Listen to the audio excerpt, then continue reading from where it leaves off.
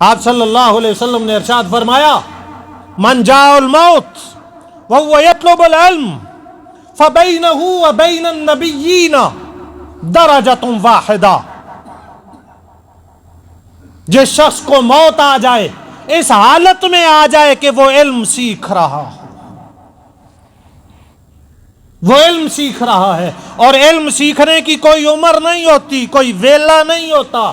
کہ اب مجھے شرم آتی ہے، اب میری عمر زیادہ ہو گئی ہے۔ صحابہ اکرام 60 سال کی عمر میں انہوں نے جا کر کے سورہ فاتحہ سیکھی تھی، اور ہم تھوڑے سے بڑے ہوتے ہیں، 15 سال سے اوپر ہوتے ہیں تو علم سیکھنا ہمارے لیے شرم کا باعث ہو جاتا ہے، اور یہ شرم پھر ہمارے ساتھ ساری زندگی پیشمانی بن کر کے لگا رہتا ہے۔ آپ صلی اللہ علیہ وسلم نے ارشاد فرمایا جو شخص علم سیکھ رہا ہے اسی حالت میں اسے موت آ گئی، فَبَيْنَهُ وَبَيْنَ النَّبِيِّينَ دَرَجَةٌ وَاحِدَةٌ، اس کے درمیان اور نبیوں کے درمیان جنت میں صرف ایک درجے کا فرق ہوگا، صرف ایک درجے کا فرق ہوگا،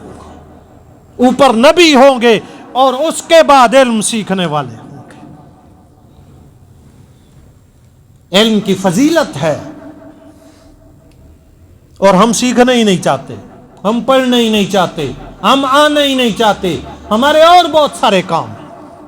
علم تو شرافت عطا کرتا ہے، علم عزت عطا کرتا ہے۔ آپ کسی چیز کا علم اٹھا کر کے دیکھیں،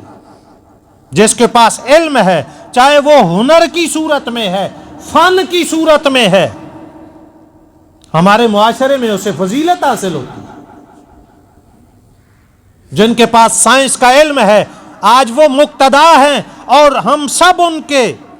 محتاج ہیں، ہم سب ان کے محتاج ہیں۔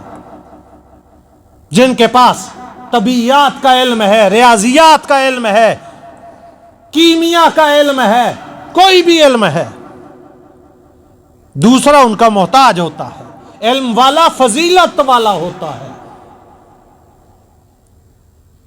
اور جس کے پاس دین کا علم ہے اللہ نے اس کو بڑی فضیلت عطا کی ہے۔ جس کے پاس بھی ہے، وہ کسی قوم سے ہے، کسی قبیلے سے ہے، علم کو اللہ نے عام چھوڑا ہے، اس کو خاص نہیں رکھا ہے کہ فلاں قوم والے پیسے والے علم حاصل کریں گے۔ پیسے والا جو علم ہوتا ہے وہ علم نہیں، وہ ہنر ہوتا ہے، وہ فن ہوتا ہے۔